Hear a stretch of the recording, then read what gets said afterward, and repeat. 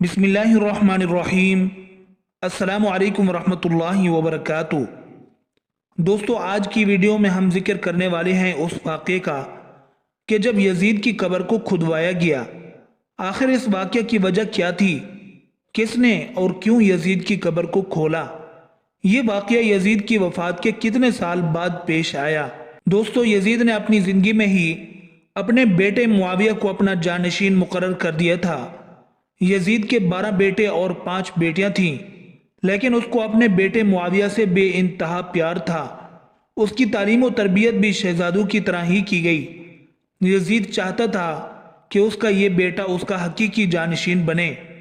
یزید نے حکومت سنبھالتے ہی اپنے 2 بیٹوں خالد اور معاویہ کو اس وقت کے بہترین استاد عمر المقصود کے مکتب میں 3 سال کے لیے بھیج دیا۔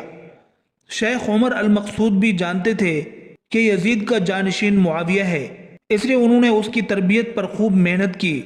61 ہجری میں جب واقعہ کربلا پیش آیا تو شیخ المقصود کو بہت تکلیف پہنچی، چونکہ آپ کا دل محبت اہل بیت سے تڑپتا تھا۔ اسی لیے آپ نے یزید کے ان دونوں بیٹوں کو عظمت اہل بیت سے خوب روشناس کروایا۔ ایک طرف کربلا کا واقعہ پیش آیا اور جگہ جگہ یزید کے خلاف بغاوت اٹھنے لگی۔ دوسری طرف معاویہ جو یزید کا جانشین تھا، اس کی تربیت ایک سچے عاشق رسول کر رہے تھے۔ واقعہ کربلا کے تیسرے سال یعنی 683 عیسوی میں یزید عبرتناک موت سے دوچار ہوا تو معاویہ ابن زید 20 سال کی عمر میں تخت نشین ہوا۔ جیسے ہی معاویہ ابن یزید تخت نشین ہوا تو استاد محترم کی محنت رنگ لانے لگی۔ اس نے آتے ساتھ ہی واقعہ کربلا کی تحقیقات کی اور محض 40ویں دن لوگوں کو اپنی بیعت سے آزاد کر دیا۔ بعض روایات میں معاویہ ابن یزید نے 3 ماہ تک حکومت کی۔ 20 سال کی عمر جوانی کا ایسا دور ہے کہ جب انسانی خواہشات کی منہ زوری عروج پر ہوتی ہے۔ یزید کا جانشین ہونا اور پوری اسلامی مملکت پر حکمرانی کرنا اپنی تمام جائز و ناجائز خواہشات کو پورا کرنے کے لیے بہترین موقع تھا۔ لیکن معاویہ بن یزید نے تخت پر بیٹھتے ہی واقعہ کربلا کی تحقیقات کی اور حالات کا بہت باریک بینی سے جائزہ لیا۔ جب اس نے دیکھا کہ میرے باپ نے اسلام اور مسلمانوں کو کس قدر عظیم نقصان پہنچایا ہے تو اس نے محسوس کیا کہ وہ ایک دو راہ پر کھڑا ہے کہ حکومت کی باغ ڈور تھامے رہے اور ظلم و ستم اور عیش و عشرت کا بازار گرم رکھے، یا تخت و تاج کو چھوڑ دے اور اپنے آپ کو ان ہولناک گناہوں اور ان کے دردناک عذاب سے دور رکھے۔ بالآخر اس نے فیصلہ کر ہی لیا۔ اس کا فیصلہ ان سچی تعلیمات اور اس ایمان کے طفیل ہی ممکن ہوا جو اس کے رگ و پے میں شامل ہو چکا تھا۔ اس نے ایک عزم راسخ کے ساتھ حکومت کے عہدے داروں اور عوام کو مسجد میں جمع کیا اور پھر خود منبر پر جا بیٹھا۔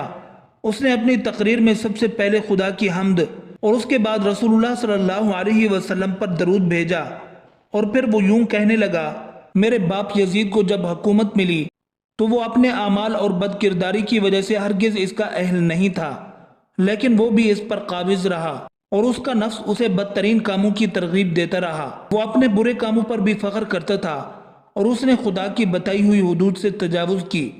رسول اللہ صلی اللہ علیہ وسلم کی اولاد پر اس نے بدترین مظالم ڈھائے، لیکن اس کی حکومت کی مدت بہت ہی تھوڑی تھی اور بہت جلد اس کی شرمناک زندگی کا خاتمہ ہو گیا، اور آج وہ اپنے اعمال کے حساب کتاب میں الجھا ہوا ہوگا۔ جب معاویہ بن یزید کی بات یہاں تک پہنچی تو اس کا گلا رک گیا۔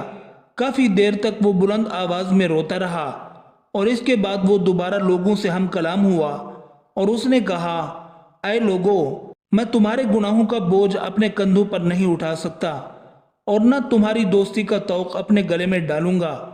میری خواہش تو یہ ہے کہ حکومت شہزادہ حسین امام حضرت زین العابدین رحمۃ اللہ علیہ کے حوالے کر دی جائے، یا اب تم خود جو بہتر سمجھو وہ حکومت کرے جس کا تم انتخاب کرو۔ میں اپنی بیعت سے تم لوگوں پر سے ہاتھ اٹھاتا ہوں اور اس خلافت کو ٹھکراتا ہوں۔ معاویہ بن یزید کے ان جملوں نے محفل میں ایک طوفان برپا کر دیا۔ پھر معاویہ بن یزید منبر سے اتر آیا۔ اس کی ماں اور دیگر عزیز و اقارب آئے تو دیکھا کہ روئے جا رہا ہے، تو اس کی ماں نے کہا: کاش تم حیض کا چیتڑ ہی ہوتے اور میں تمہاری خبر نہ سنتی۔ اس نے کہا: خدا کی قسم، میں بھی یہی چاہتا ہوں۔ اگر میرے خدا نے مجھے معاف نہ کیا تو میرے لیے برا ہو، اس کے بعد بنو امیہ نے امی شہزادے مروان بن حکم کے ہاتھ پر بیعت کر لی اور اسے تخت پر بٹھا دیا۔ مروان نے اپنا دارالحکومت مستقل طور پر دمشق منتقل کر دیا۔ بنو امیہ نے شیخ عمر المقصود کو زندہ درگور کر دیا کہ تم نے ایسی تربیت کیوں کی کہ معاویہ بن یزید نے بھرے دربار میں بنو امیہ کو رسوا کر دیا۔ اس کے چند دن کے بعد ہی معاویہ بن یزید کو زہر دے دیا گیا۔ 684 عیسوی سے 685 تک مروان بن حکم نے حکومت کی۔ پھر اس کی وفات کے بعد مروان کے بیٹے عبد الملک نے 685 سے 705 تک ایک طویل عرصے تک حکومت کی۔ پھر 705 عیسوی سے 715 تک عبد الملک کے بیٹے ولید نے حکومت کی۔ اسی کے دور میں سندھ، اندلس اور دیگر بہت سی ریاستیں فتح ہوئیں۔ اسی کے دور میں شہزادہ حضرت امام زین العابدین کو زہر دیا گیا۔ 715 سے 717 تک ولید بن عبد الملک کے بھائی سلیمان بن عبد الملک نے حکومت کی اور 717 میں عمر بن عبد العزیز موجزانہ طور پر تخت نشین ہوئے، لیکن ان کو بھی زہر دے دیا گیا۔ 720 سے 724 تک ولید بن عبد الملک اور سلیمان بن عبد الملک کے بھائی یزید بن عبد الملک نے حکومت کی باغ ڈور سنبھالے رکھی۔ اس کے بعد ہشام بن عبد الملک، ولید بن یزید، یزید بن ولید، ابراہیم بن ولید اور مروان بن محمد نے بالترتیب حکومت کی اور 750 عیسوی میں بنو امیہ کی حکومت کا تخت بنو عباس نے الٹ دیا۔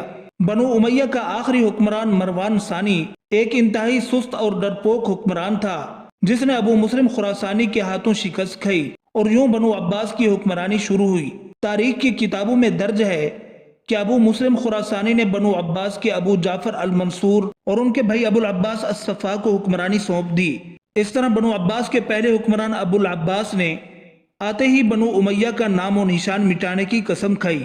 بہت سے لوگوں کو قتل کر دیا گیا اور کربلا کے واقعے میں ملوث تمام کرداروں کی قبریں تک کھود دی گئیں۔ اسی طرح بنو عباس کے حکمران ابو العباس الصفا نے یزید کی قبر کو بھی کھدوایا اور یہ کام اس نے اپنی نگرانی میں کروایا۔ وہ چاہتا تھا کہ یزید کو قبر سے نکالے اور اس کی لاش کو سولی پر لٹکائے۔